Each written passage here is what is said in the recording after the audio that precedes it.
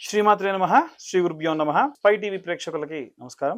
గురుగ్రహం యొక్క మార్పులో భాగంగా జూన్ 2వ తారీఖు నుండి ద్వాదశ రాశుల వారికి కూడా అనుకూల పరిస్థితులు ఉన్నాయి, మిశ్రమ ఫలితాలు కూడా గోచరిస్తూ ఉన్నాయి. ముఖ్యంగా ఇందులో ఈ యొక్క గురు గమనంలో భాగంగా గోచార రీత్యా ఎటువంటి మార్పులు నెలకొంటాయి, ఎలాంటి సిచ్యువేషన్స్ మనం ఫేస్ చేస్తాము అనేటువంటి విషయాల్ని ఇప్పుడు మనం తెలుసుకుందాం. ప్రప్రథమంగా మేషరాశి వారికి సంబంధించి ఈ యొక్క జూన్ 2వ తారీఖు నుండి కూడా గురు గమనంలో భాగంగా ఎలా ఉండబోతుంది అనేటువంటి విషయాలు ఇప్పుడు తెలుసుకుందాం. ముఖ్యంగా చూసుకున్నట్టయితే విద్యార్థి దశలో ఉన్నటువంటి వారికి సంబంధించి బుధుడు సాధారణంగా ఏంటంటే వీరికి లగ్నాధిపతి, ఈ యొక్క రాశి వారికి సంబంధించి అంటే ఈ రాశి వారికి కుజుడు రాష్ట్రాధిపతి. ఈ యొక్క విద్యార్థులందరికీ కూడా బుధుడిని కారకత్వంగా తీసుకొని ఉంటాం కాబట్టి బుధగ్రహం యొక్క సంచారం అనేటువంటిది ఉన్నటువంటి కారణంగా వీరికి 5వ ఇంట కేతుగ్రహ సంచారము, ఏకాగ్రత తగ్గడము, కాస్త డైవర్షన్ అవ్వడము, పోటీ పరీక్షల్లో సిద్ధమయ్యేటువంటి వారికి మిశ్రమ ఫలితాలు ఉండేటువంటి అవకాశం గోచరిస్తోంది. గృహిణులకు సంబంధించినటువంటి విషయానికి వస్తే చతుర్థ స్థానం సుఖస్థానము, ఇక్కడ గురుగ్రహం అనేటువంటి సంచారంలో ఉంది. దీనివల్ల ఏంటంటే ధనము, అలాగే సూర్య గమనము అనేటువంటిది కూడా వీరికి కుటుంబంలో గౌరవము, మర్యాద పెరిగేటువంటి అవకాశం ఉంది. అలాగే వీరికి శుభకార్యాలకు వెళ్ళడము, అక్కడ ఏవైనా సరే చర్చలు జరుగుతుంటే దాంట్లో పాల్గొనడము, కుటుంబ స్థానానికి సంబంధించి సూర్యుడు కారణం చేత మాట పట్టింపులు లాంటివి రావడము, కాస్త వీరు కోపాన్ని తగ్గించుకోవడం లాంటివి కూడా మంచిది. అలాగే ఈ యొక్క రాశి వారికి సంబంధించి ఏకాదశ స్థానంలో సంచారం చేస్తున్నటువంటి శని, ద్వాదశ స్థానంలో సంచారం చేస్తున్న శని, ఏకాదశ స్థానంలో సంచారం చేస్తున్నటువంటి రాహుగ్రహ సంచారం వలన మిశ్రమ ఫలితాలు కూడా ఈ యొక్క నెలాఖరులో గోచరిస్తూ ఉన్నాయి. ఉద్యోగానికి సంబంధించి ప్రయత్నించేటువంటి వారికి సంబంధించిన విషయానికి వస్తే వీరికి ద్వితీయ లాభస్థానంలో రాహుగ్రహ సంచారం ఉన్న కారణం చేత సహోద్యోగులతో ఏదైనా సరే మంచి పోటీ పడి ఆ పోటీని గెలిచే అవకాశం ఉంది. అలాగే వీరిపైన ఎవరైతే పన్నాగం పన్నుతున్నారో వారన్నిటినీ కూడా తిప్పికొట్టేటువంటి దిశగా ముందుకెళ్తూ ఉంటారు. అలాగే వ్యాపారస్తులు ఎవరైతే ఉంటారో 2వ వారం 3వ వారంకి వచ్చేసరికి అనుకూలమైన పరిస్థితులు ఉంటాయి. బుధుడు వ్యాపారానికి కారకుడు కాబట్టి ఈ యొక్క గ్రహ సంచారం మార్కెటింగ్ వ్యూహాలు, విస్తీర్ణత, అలాగే ఒప్పందాలు ఇవన్నీ కూడా ప్రభావితం చేస్తాయి. రాహుగ్రహ ప్రభావం వలన ఊహించని మార్పులు వీరికి రావచ్చు. రాహు అంటేనే మనం ఏది ఎక్స్పెక్ట్ చేయకుండా ఇచ్చేటువంటి వాడు. రాజకీయ నాయకులకు సంబంధించిన విషయానికి వస్తే ఈ యొక్క రాష్ట్రాధిపతి కుజుడు, ద్వితీయంలో సూర్యుడున్న కారణం చేత రాజకీయ రంగంలో ఉన్నటువంటి వారికి పెట్టుబడులు పెరుగుతాయి. వీరి పట్టుదల కూడా పెరుగుతుంది. వీరి యొక్క మాట తీరు చాలా పవర్ఫుల్ గా ఉంటుంది. సూర్యుడు కుజుడు యొక్క ప్రభావం వలన వీరి యొక్క ప్రత్యర్థులపై పైచేయి సాధించేటువంటి దిశగా ముందుకు వెళ్తూ ఉంటారు.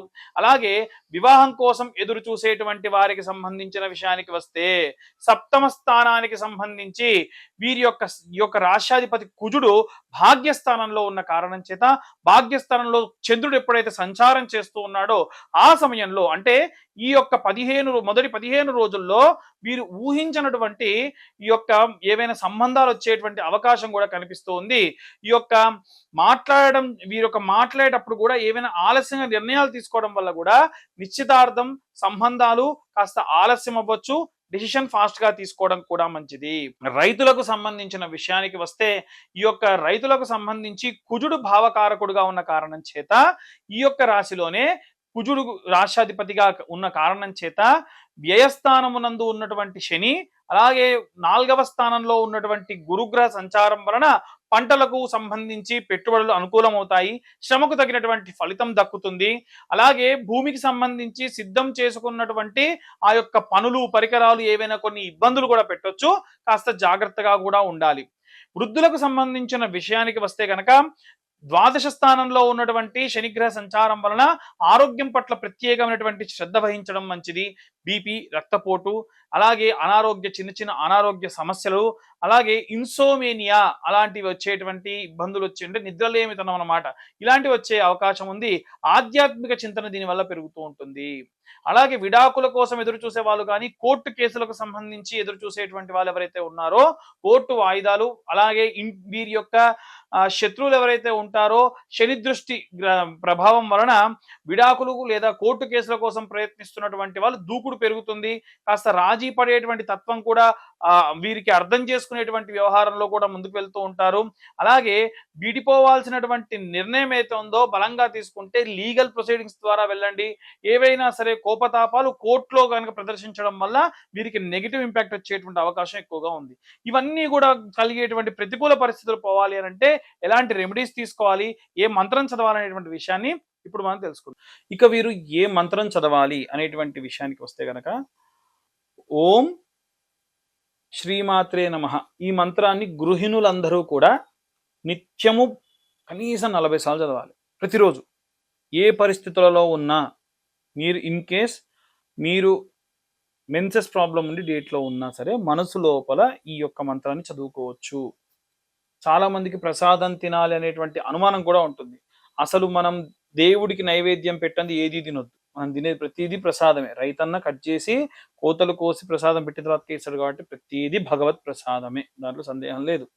అయితే ఎవరైతే విద్యార్థులు ఉంటారో వాళ్ళు నిత్యము కూడా ఓం గం గణపతయే నమః అన్నటువంటి మంత్రాన్ని చదువుతూ ధ్యానం చేసుకోవడం మంచిది. ఒక చీకటి రూమ్లో ఆవు నెయ్యితోని దీపం వెలిగించి ఆ దీపాన్ని అలాగే కనురెప్ప ఆర్పకుండా ఒక పావు గంట సేపు చూడడం వల్ల కంటికి ఉన్నటువంటి దృష్టి దోషం పోతుంది, దృష్టి పెరుగుతుంది, చదివింది బాగా గుర్తుంటుంది. విద్యార్థులందరూ కూడా చేయాలి. వీలైతే గరక పోచలు 108 గరక పోచల్ని గం గణపతయే నమః అన్న మంత్రాన్ని చదువుకుంటూ 108 పోచల్ని కలెక్ట్ చేసి ఒక చిన్న రౌండ్ షేప్లో చేసి దారంతో కట్టి గణపతి పాదాల దగ్గర పెట్టి గుంజులు తీయడం వల్ల విశేషంగా పిల్లలకున్న దోషం పోతుంది. ఉద్యోగస్తులు ఎవరైతే ఉన్నారో వారు దక్షిణామూర్తి యొక్క స్తోత్రం నిత్యం పొద్దున సాయంత్రం చదవండి, లేదా పొద్దునప్పుడు దక్షిణామూర్తి స్తోత్రాన్ని చదవండి. తర్వాతకి సాయంత్ర సమయంలో ఓం నమ శివాయ అన్నటువంటి మంత్రాన్ని నిత్యం 108 సార్లు చదవండి. మీ ఆఫీస్లో మీరు కాళ్ళు చేతులు కడుక్కొని కింద కూర్చొనైనా సరే చదవండి. ఎందుకంటే ఎంత స్ట్రెస్ ఉన్నా ఆ స్ట్రెస్ని తీసేసేటువంటి ఒకే ఒక్క మంత్రం పంచాక్షరి మంత్రం ఓం నమ శివాయ. ఆ మంత్రాల్లో మనము నోటి నుంచి ఉచ్చరించేది లోపల ఉదరం నుంచి వచ్చేటువంటి శబ్దాల యొక్క కలయిక అనేటువంటిది ఉంటుంది కాబట్టి మనస్సుకు ప్రశాంతతనిస్తుంది. అలాగే రాజకీయ నాయకులు ఎవరైతే ఉంటారో వాళ్ళు శ్యామలాదేవి యొక్క దండకం ఉంటుంది. వీలైతే శ్యామలాదేవి యొక్క ఆలయం ఎక్కడన్నా ఉంటే రాజశ్యామల అమ్మవారి యొక్క ఆలయాన్ని దర్శించండి వారానికి ఒక్కసారి అయినా సరే. అలాగే రైతులు, ఈ చేతి వృత్తులు చేసుకునేటువంటి వాళ్ళు, అలాగే సినిమా రంగంలో ఉండేటువంటి వాళ్ళు, వీళ్ళంతా కూడా ఏంటంటే మీ ఇంటి దగ్గరలో ఏ దేవాలయం ఉంటే ఆ దేవాలయానికి వెళ్ళండి. చాలా మంది మాకు ఫోన్ చేసి అయ్యా మేము రోజు గుడికి వెళ్తాం, మాకైనా సరే ఎటువంటి ప్రభావం లేదు. గుడికి వెళ్ళి ఏం చేస్తున్నారు? మన వంతు మనం ఏమి డెడికేట్ చేస్తున్నాం? ప్రదక్షిణాలు చేయాలి. రోజు ఆ దేవాలయ యొక్క నియమం బట్టి 21, 11, 14 ప్రదక్షిణాలు చేయాలి. ప్రదక్షిణాలు చేస్తూ ఫోన్ మాట్లాడతారు, ఫోన్ మాట్లాడొద్దు. వీలైతే ప్రత్యేకమైనటువంటి రోజులు అంటే మంగళవారం నాడు ఆంజనేయ స్వామి గుడికి వెళ్ళాం, సోమవారం నాడు శివాలయానికి వెళ్ళాం, అప్పుడు ఏదైనా సరే ప్రత్యేకమైనటువంటి తిదో ప్రత్యేకమైనటువంటిది ఏదైనా ఉంటే దీపారాధన చేయండి. కొత్త మట్టి ప్రమిద వేయండి, కొంచెం నెయ్యి వేయండి, ఒక ఒత్తి వేయండి, వెలిగించండి.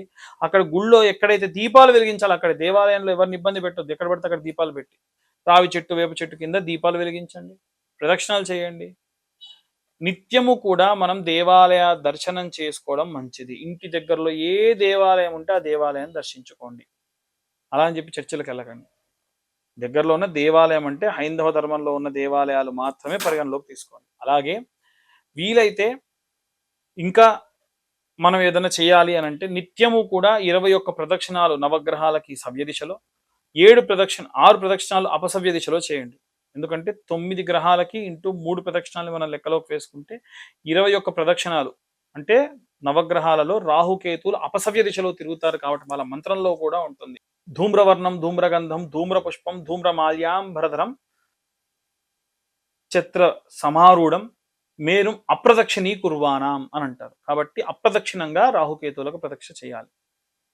అలాగే వీలైనంత వరకు కూడా ఆంజనేయ స్వామి యొక్క సింధూరం అనేటువంటిది అంటే మంగళవారం నాడు ఉన్న 4 మంగళవారాలు ఏదో ఒక మంగళవారం ఆంజనేయ స్వామికి అభిషేకం, ఆకుపూజ, సింధూర ధారణ చేయించి, ఇవాళ రేపు మార్కెట్లో మనకి పునుగు పిల్లి తైలం అని దొరుకుతుంది. ఈ సింధూరం పొడిగా లేదా ముద్దగా ఉన్నటువంటి దాన్ని పునుగు పిల్లి తైలంలో కలిపి గనక మనం ధారణ చేసి దానిపైన కుంకుమ పెట్టుకోవడం వల్ల విశేషమైనటువంటి ప్రశాంతత, ఆకర్షణ, శక్తి పెరుగుతుంది. వశులైపోతారు జనులు. ఎవరైనా సరే మనం మాట్లాడుతున్నటువంటి వారికి కూడా వశులైపోతారు. ఆ యొక్క వాక్కుని, ఆ యొక్క శక్తిని భగవంతుడు మనకిస్తాడు. కాబట్టి ఇవన్నీ కూడా పాటించడం అనేటువంటిది విశేషమైనటువంటి మంచి లక్షణాలు ఇస్తుంది. విష్ణు సహస్రనామ పారాయణం కానీ, లలితా సహస్రనామ పారాయణం కూడా ఏంటంటే విశేషమైనటువంటి శక్తిని ఇస్తుంది. వివాహం కానటువంటి అమ్మాయిలు, అబ్బాయిలు ఎవరన్నా ఉంటే గనక వారికి కన్యా వర పాశుపత హోమాలు ప్రతి నెల కూడా నిర్వహించడం జరుగుతుంది. ఆసక్తి కల వారి కింద ఉన్న నెంబర్కి కూడా కాల్ చేయొచ్చు. ఇక వివాహం అవ్వట్లేదు అనుకునేటువంటి వాళ్ళు ఎవరైనా ఉంటే వారు కింద ఉన్న నెంబర్కి కాంటాక్ట్ చేయొచ్చు, నాతో మాట్లాడవచ్చు. డైరెక్ట్గా నేనే కాల్స్ మీతో మాట్లాడడం కూడా జరుగుతుంది. అలాగే ఎవరైనా సరే సంతానం లేనటువంటి వాళ్ళు ఎవరైతే ఉంటారో సంతాన పాశుపతం అనేటువంటిది కూడా ఉంటుంది. ఎక్కువ సంవత్సరాలు అయిందనేటువంటి వాళ్ళు వారికి సంతాన పాశుపతం అనేటువంటిది కూడా చేయడం జరుగుతుంది. ఆరోగ్యం బాగాలేనటువంటి వారి కోసం మృత్యుంజయ పాశుపతం లేదా సర్వాంగ పాశుపతం అని ఉంటుంది. ఈ పాశుపత హోమాలు విశేషంగా చేయడం జరుగుతుంది. ఇందులో పాల్గొనాలనుకుంటే కింద ఉన్న నెంబర్కు కాల్ చేయొచ్చు. ఈ నెల మనకు శని త్రయోదశి కూడా ఉంది. శని దోషం ఉన్నటువంటి వాళ్ళు, ఉదాహరణకు సింహరాశి వాళ్ళు కానివ్వండి, ధనుసు రాశి వాళ్ళు కానివ్వండి, మకర కుంభ రాశి వాళ్ళు కానివ్వండి, అలాగే మేషరాశి వాళ్ళు కానివ్వండి, మీనరాశి వాళ్ళు కానివ్వండి, శని ప్రభావం వాళ్ళు ఇబ్బంది పడుతున్నారు. కాబట్టి 13వ తారీఖు వచ్చేటువంటి శని త్రయోదశి రోజున విశేషంగా తిలాహోమం, తైలాభిషేకం మీరు వచ్చి ఆ హోమంలో అలా మీ దర్శించవచ్చు. నువ్వుల నూనె మీ చేతితోనే పోయించడం జరుగుతుంది. హోమంలో మాత్రం మీరు అలా కూర్చుంటే మేమే హోమం చేయడం జరుగుతుంది. తర్వాతకి కృష్ణ తిలకం అనేటువంటిది ఉంటుంది, అది మీకు ధారణ చేయడం కూడా జరుగుతుంది. వీలైతే ఈ పూజకు కూడా కేవలం 504 రూపాయలు మాత్రమే ఛార్జ్ చేయడం కూడా జరుగుతుంది. ఆసక్తి కలవారు కింద ఉన్న నెంబర్కు కాంటాక్ట్ చేసి మీరు ఈ పూజలో కూడా పాల్గొనవచ్చు. అలాగే ఈ యొక్క ప్రతి నెల ఆరుద్ర నక్షత్రం రోజు కూడా మనము విశేషంగా రుద్రాభిషేకం, రుద్రహోమం, ఇది ఎవరి హోమగుండం వారికి, ఎవరి అర్చకులు వారికే ఉంటారు. డీటెయిల్డ్గా మీరు ఆ హోమంలో పాల్గొనవచ్చు, కూర్చోవచ్చు, మీరు హవిస్సులు వేయచ్చు, ప్రసాద నివేదన కూడా స్వామివారికి చేయొచ్చు, అభిషేకం కూడా మీ చేతితో మేమే చేయిస్తాము. జాతకంలో విపరీతమైన దోషములు ఉన్నటువంటి వాళ్ళు ఎవరైనా సరే ఈ యొక్క రుద్రాభిషేకం, రుద్రహోమంలో కూడా పాల్గొనవచ్చు. ప్రతి ఆరుద్ర నక్షత్రానికి కూడా జరుగుతుంది. ఎవరి సామాగ్రి వారికి సపరేట్గా మేమే అందిస్తాము, ఎవరి అర్చకుడు వారికి సపరేట్గా ఉంటారు. ఇలా ఈ కార్యక్రమాల్లో మీరు పాల్గొనవచ్చు. అలాగే జాతకం తెలుసుకోవాలనుకునేటువంటి వాళ్ళు కింద ఉన్న నెంబర్కి మీ పేరు, మీ date of birth, time, place ఇస్తే డీటెయిల్డ్గా జాతకం 60-70 పేజీల్లో మీకు అందించడం జరుగుతుంది. తర్వాతకి జాతకానికి సంబంధించి రెమెడీస్ కూడా మీకు చెప్పడం జరుగుతుంది. జాతకానికి గాను 2511 రూపాయలు ఛార్జ్ చేయడం జరుగుతుంది.